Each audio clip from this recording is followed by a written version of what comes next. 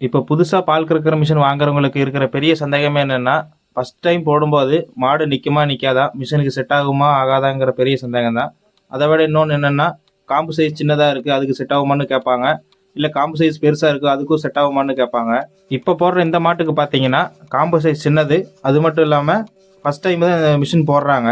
நீங்க first time போடும்போதே பார்த்தீங்கன்னா, மேக்ஸிமம் மாடு எந்த பிரச்சனையும் பண்ணாம நின்னுக்குச்சு. நீங்க மாட்டுக்கு பால் கையில கறக்கறப்போ மாடு அமைதியா நின்னுக்குச்சுன்னா, மிஷின் போடுறப்போ மேக்ஸிமம் மாடு அமைதியா நின்னுக்கும். இல்ல நீங்க கையில கறக்கும் போதே காலை கட்டி தான் கறப்பேன், இல்ல வாழை அங்கேயும் இங்கேயும் ஆடிட்டு தான் இருக்கும், அந்த மாதிரி இருந்துச்சுன்னா நீங்க மிஷின் போடும்போது ஒரு நாள் 2 நாள்லயே சரியா போயிடும். இந்த மிஷின் பாத்தீங்கன்னா ஒரு வேளைக்கு 10 மாடு வரைக்கும் பால் கறக்கிற மிஷின். இதே உங்களுக்கு நீங்க 5 மாடு இருந்தாலும் அதுக்கு தனியா மாடல் இருக்கு, இல்ல 1 மாடு 2 மாடு இருந்தாலும் அதுக்கு தனியா மாடல் இருக்கு.